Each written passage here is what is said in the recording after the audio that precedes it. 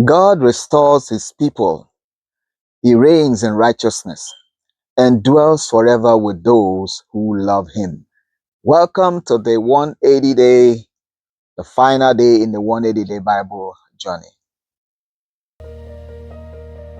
Welcome and congratulations. I'm so glad that we are at the last day of the 180 day Bible journey. And today shows that God's story ends in victory. His people are restored, his kingdom reigns, and his presence fills the whole of eternity with light and with peace. We'll start off with Zechariah chapter 12 today, and God is bringing deliverance to Jerusalem and defending it against nations. He will pour upon the house of David and Jerusalem the spirit of grace and supplication. God's mercy brings deliverance through repentance. In Zechariah chapter 13, the idols of the land will be out, cut off, and the prophets and the unclean spirits also will depart. The Lord will cut 1/3 of the land off, and the remaining 1/3 will be purified in fire like silver and like gold. God purifies his people through trial and grace. In Zechariah chapter 14, Jerusalem will go into captivity, but God will still fight for her against all other nations. The heavenly signs and wonders will be those that will accomplish that departure. The remaining nations, they will worship the Lord at Jerusalem's tabernacle.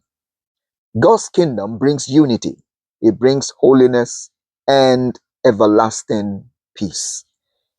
In Malachi chapter 1, the Lord declared he loved Jacob and hated Saul and overthrew their inheritance.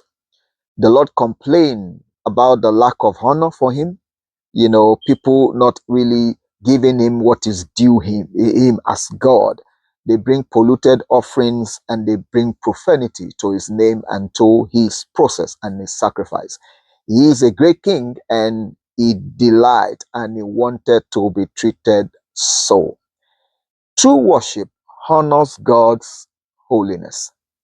In Malachi chapter 2, God is against the corrupt priest and it that has caused many to stumble, corrupted the law and the Lord's way.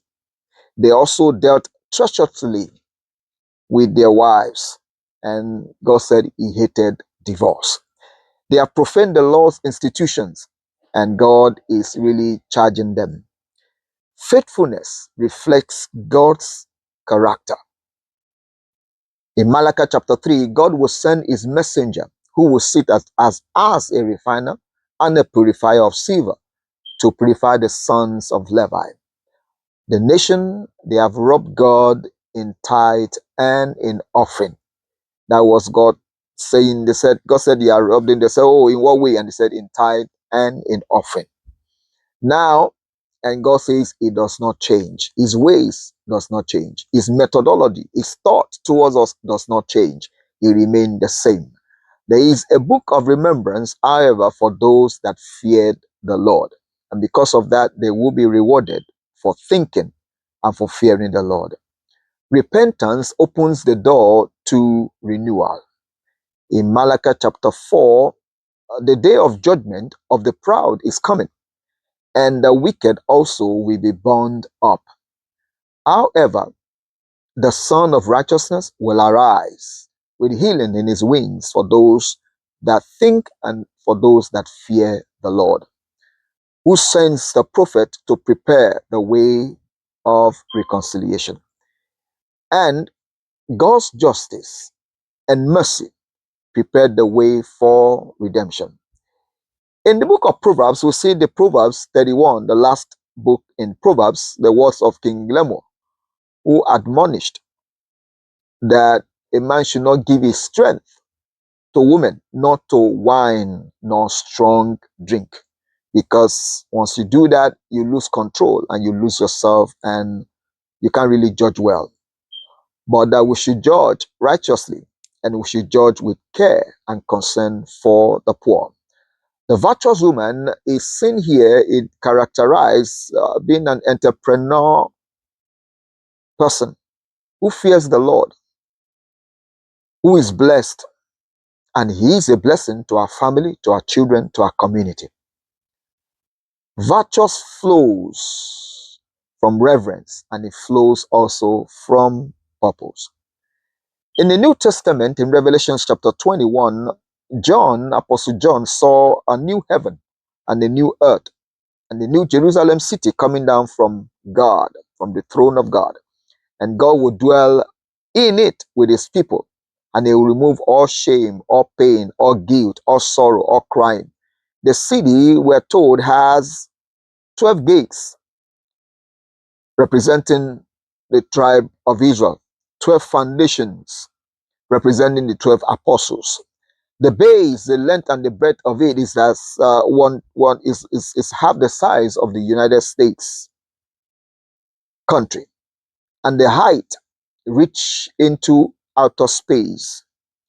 And God's glory illuminated that city, and it is for those who have overcome. God's presence restores creation and wipes away every tear. In Revelation chapter 22, there is the river of life that proceeds from God's throne. And in that river, there is a tree of life, which gives 12 monthly fruit for each month of the year. And it is for the healing of the nations. The time is near, and Jesus is coming quickly. He wants us to do his commandments and enter into the new city. But idolaters, liars, sexual immoral, the sorcerers, the murderers, the wicked, the unjust, and the liars will not partake, will not be able to enter into the new Jerusalem. That will not be our portion in Jesus' name. Eternal life flows from God's throne and Christ's promise. And a memory verse in Revelation chapter 22, verse 12 to 13. And behold, I come quickly, and my reward is with me, to give to everyone according to his work. I am the Alpha and Omega, the beginning and the end, the first and the last. As we wrap up today, we come to a conclusion. The last chapter in the Bible, we started from Genesis and we're here in Revelations. Genesis was started by God, and here in Revelation, we see God also closing the last chapter in the book, because he's the Alpha, because he's the Omega. It means the theme, the only theme of the whole Bible is God, his plan, his purpose for our lives. The preacher said it. He told us in Ecclesiastes 12, he said, now the conclusion of the whole matter is to fear God and keep his commandments. The only thing, when you read throughout the Bible, irrespective of what the nations have done, irrespective of the prophets, the people that came and declared God, is that God is the main theme of the Bible. And so as we come to this last day of the 180 day, I want to congratulate us, and I want to thank you for being a part of this story since day one. I'll be sharing the certificate of completion there in the description, and as usual, all the notes, all the description, they are all there in the description for you to go over. And tomorrow we're going to be doing an overview of the whole 180 days. It's my pleasure. My name is Adnan Oloshala, and I thank you for joining me all these days. And I'll see you tomorrow for a summary day. Thank you, and God bless you.